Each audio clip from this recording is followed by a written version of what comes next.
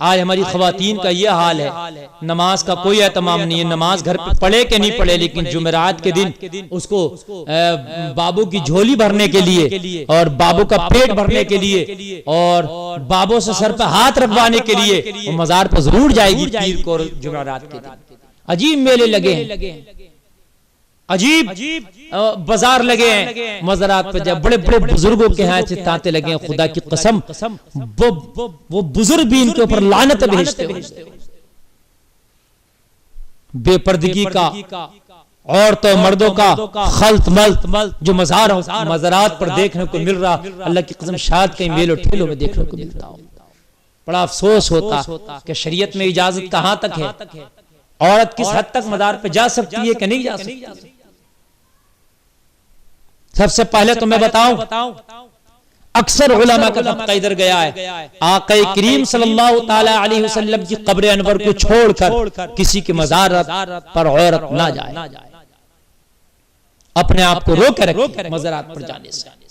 اللہ کے رسول صلی اللہ تعالی علیہ وسلم کے مزار پر جانا تو اس لیے کہ میرے آقا نے فرمایا من زار قبری وجبت لہو شفاعتی، حدیث شریف ہے، جس نے میرے قبر کی زیارت کی، میرے نبی صلی اللہ تعالی علیہ وسلم فرماتے ہیں اس کے لیے میری شفاعت واجب ہو گئی۔ یہ نبی کا مزار ہے، وہاں عورتیں بھی جا سکتی ہیں اور جاتی ہیں عمرہ شریف یا حج کے موقع پر، لیکن عام مزارات کے لیے علماء طبقے نے منع کیا، اکثر طبقے نے نہ جائیں، اور خاص کر آج کل کا جیسے جانا، اس کو اعلیٰ حضرت سرکار نے سختی کے ساتھ منع کیا ہے۔ میرے اعلیٰ حضرت سرکار سے کسی نے پوچھا کہ عورتیں مزارات پر جا سکتی ہیں، فرمایا جانے کی بات پوچھتے یہ پوچھو کہ جب عورت مزارات پر جاتی ہے تو اس پر لعنت کتنی ہوتی ہے۔ نبی نے فرمایا لعنت ہے ان پر جو مزارات پر جاتی ہیں، جو بے پردگی کے بازار کو گرم کرتی ہیں، عورت و مردوں کا خلط ملط ہوتا ہے، جا کر ان پر لعنت برستی ہے اللہ اور اس کے فرشتوں۔ لیکن کچھ کم طبقہ ادھر بھی ہے کہ نہیں عورتیں جا سکتی ہیں کچھ شرائط کے ساتھ، تو میرے پیارے جنہوں نے جانے کے لیے کہا انہوں نے بھی شرائط کو لگایا۔ دیکھیں مزارات پہ جانا بالاتفاق جائز ہے، لیکن یہ مردوں کے لیے ہے، میں بات عورتوں کی کر رہا ہوں۔ مردوں کا جانا مزارات پر، وہاں فاتحہ پڑھنا، دعائیں کرنا، یہ بالاتفاق جائز ہے، اس میں اختلاف نہیں ہے۔ میں بات عورتوں کی کر رہا ہوں، عورتوں کے جانے پر اکثر طبقہ ادھر گیا کہ نہیں جانا چاہیے، اللہ کی لعنت ہے، سرکار نے ان پر لعنت فرمائی، اللہ اس کے رسول کی لعنت ہے۔ لیکن کچھ طبقہ ادھر بھی گیا کہ نہیں جا سکتی ہے، تو جو جانے کے لیے بات کرتا ہے اس نے بھی شرطیں رکھی ہیں۔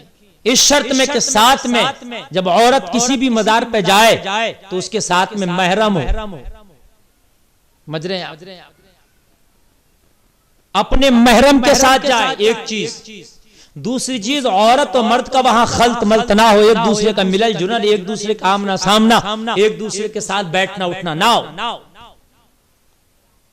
اور تیسری چیز پردے کا مکمل اہتمام، اس پر بھی جنہوں نے جانے کے لیے کہا ہے انہوں نے کہا ہے کہ عورتوں اور مردوں کا خلط ملط نہ ہو، پردے کا اہتمام ہو، اور پھر محرم کے ساتھ جائیں۔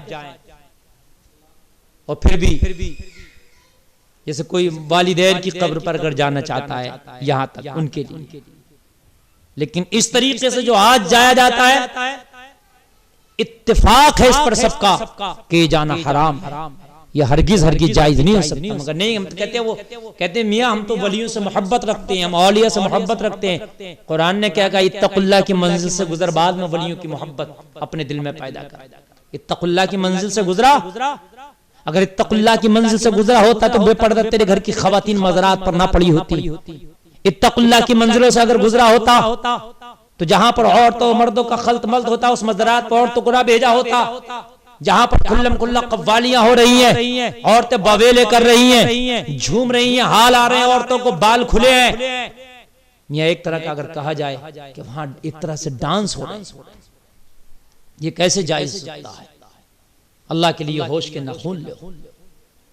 مرد کے جانے کے تعلق سے بھی یہاں تک کہا گیا کہ مزار شریف پر جائے تو پھر دور رہ کر کے جو تربت ہوتی ہے اس سے دور رہ کر کے فاتحہ پڑھے، پہلے تو بوسہ نہ دے تو بہتر ہے، لیکن دے تو جائز ہے۔ اس کا طریقہ یہ ہے کہ جھک کر نہ دے کہ سجدہ اور رکوع جیسی مشابہت ہو۔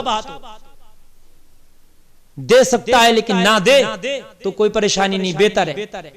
لیکن آج سجدہ بنا بنا کے ہم وہاں بوسے دے رہے ہوتے ہیں، سجدہ کر کر کے، سجدے کی حالت بنا بنا کر کے ہم وہاں بوسے دے رہے ہوتے ہیں۔ اشد حرام ہے۔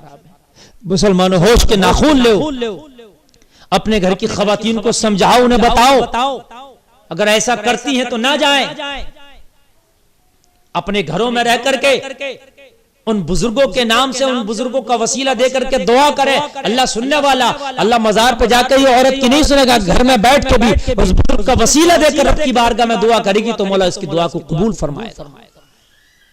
اللہ یار، احتیاط کی وجہ سے تو مسجد جانے سے عورتوں کو روکا گیا، تو مزار کا معاملہ، یہ تو نماز کا معاملہ تھا، وہاں سے عورت کو روک دیا گیا۔ ابتدائی اسلام میں تو عورتیں بھی مسجدوں میں جا کر کے نماز پڑھتی تھی، لیکن عورتوں مردوں کا خلط ملط نہ ہو، برائیاں عروج پر نہ ہو، برائیوں کا بازار گرم نہ ہو، اس وجہ سے ان عورتوں کو روکا گیا مساجد میں جانے سے۔ تو پھر مزارات پہ جانے کی ہم کیسے اجازت دے سکتے ہیں اپنے گھر کی خواتین کو؟ بہت سے لوگ، کچھ خواتین یہ کرتی ہیں کہ اپنے گھر میں بزرگوں کی محبت میں چراغ جلاتی ہیں، کوئی طاق وغیرہ ان کا ہوتا ہے۔ تو میں بتا دوں، دیکھیے جو بزرگوں کے نام سے موسوم کر کے، ایک ان کی طرف نسبت کر کے، منسوب کر کے، ان کی طرف منسوب کر کے جو چراغ جلایا جاتا ہے، اس چراغ کے جلانے سے کوئی فائدہ نقصان نہیں ہے۔ ایک طرح کا نقصان تو ہے کہ تیل آپ کا خرچ ہوتا ہے، لیکن یہاں پر نہ کوئی عقیدت سمجھ میں آتی ہے اور نہ کوئی فائدہ سمجھ میں آتا ہے۔ بھئی آپ نے چراغ جلایا غوث اعظم کا نام کا اپنے گھر پہ، تو اس چراغ سے غوث اعظم کا کیا تعلق ہے؟ یہ غوث اعظم کو کیا فائدہ یا تجھے کیا فائدہ ہے؟ اس طرح سے اگر کوئی چراغ جلاتے تھے تو اس کو روکیں، بند کر دیں۔ کچھ عورتیں جلاتی ہیں اپنے گھر میں مہینے میں یا جمعرات کا یا پیر کا، وہ تیل ایک خرچ ہوتا ہے، وہ بدخرچی ہے، اس سے نہ کوئی بزرگوں کا فائدہ نہ تمہارا فائدہ۔ ہاں، بزرگوں کے نام کی کسی کوئی غوث اعظم سے محبت رکھتا ہے تو آپ فاتحہ دلا سکتے ہیں 11ویں شریف میں۔ ہر مہینے کی 11 تاریخ کو آپ ان کے نام پر کوئی بھی چیز اپنے گھر پہ شیرینی بنا کر یا باہر سے کوئی چیز لا کر کے آپ اس پر فاتحہ دلائیں، یا ہر ہفتے میں جمعرات کو دلا سکتے ہیں۔ یہ تو سمجھ میں آتا ہے کہ قرآن شریف پڑھ کے، درود شریف پڑھ کے ہم ایصال ثواب کر رہے ہیں، اور جس بزرگ کی عقیدت میں اس فاتحہ کا اہتمام کیا اس کی بارگاہ میں بھی ثواب ایصال کر رہے ہیں۔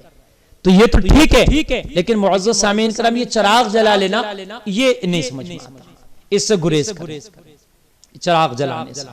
ہاں، اس بزرگ کے نام پر اگر اس کی محبت میں کسی، آپ جمعرات کے دن کسی غریب کو کھانا کھلا دیتے ہیں، کسی بھوکے کو 2-4 کو کھانا کھلا دیتے ہیں، سمجھ میں آتا۔ اس بزرگ کے نام پر آپ نے کسی غریب کا پیٹ بھرا، اور اللہ کے رسول کھانا کھلانے والوں سے خوش ہوتے ہیں، جنت کی بشارت دیتے ہیں اس کو، یہ بات سمجھ میں آتی ہے۔ آپ غوث اعظم کے نام پر تیل نہ جلا کر کے کسی غریب کی ہانڈی میں وہ تیل پہنچا دیں، اور اس کی ہانڈی میں تک وہ تیل پہنچ جائے، تو یہ چراغ جلانے سے بہتر اس کی غریب کی ہانڈی میں وہ تیرا تیل پہنچ جائے گا تو زیادہ بہتر۔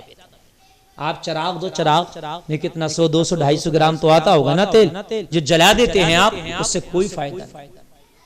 یہ تو ایسی ہے کہ غریبوں کو دودھ مل نہیں رہا اور دودھ کچھ لوگ بہا دیتے ہیں، وہ بہ جاتا ہے، نالیوں تک چلا جاتا ہے، دودھ بہائے جاتے ہیں۔ آپ نے سنا ہوگا کتنے غریب ایسے ہیں کہ ان تک دودھ نہیں پہنچتا۔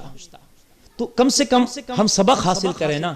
ہمارا مذہب تو مذہب اسلام، ان الدین عند اللہ الاسلام، وہ مذہب ہے جو اللہ کو سب سے زیادہ پسند ہے۔ اللہ کے نزدیک اگر کوئی مذہب ہے تو وہ مذہب اسلام ہی ہے، اور اللہ کے نزدیک یہ جو مذہب آج مذہب باطل ہے، ان کی کوئی حقیقت نہیں ہے۔ تم تو ایسا نہ کرو، اگر ہم نے یہ چراغ، ایک چراغ تیل جو ہم جلا رہے ہیں، اس کو بچائیں، کسی غریب کی ہانڈی تک پہنچا دیں۔ ہم نے 100 گرام اگر جلانا تھا تو اس 100 گرام کو بچائیں، مہینے کا میرے خیال سے آدھا کلو 1 کلو بچ جائے گا، 1 کلو یہ بچا کر کسی غریب کو 1 کلو کا پیکن ہم دے دیں، تو میں یہ سمجھتا ہوں اگر غوث اعظم کے نام پر تم نے یہ دیا تھا تو تیرا غوث بھی تجھ سے خوش ہو جائے گا، تیرا مولا بھی تجھ سے خوش ہو جائے گا۔ یہ طریقہ چراغ جلانے سے گریز کریں۔ اللہ تعالی ہمیں صحیح پر عمل کرنے کی توفیق عطا فرمائے، آمین۔ وما علینا الا البلاغ۔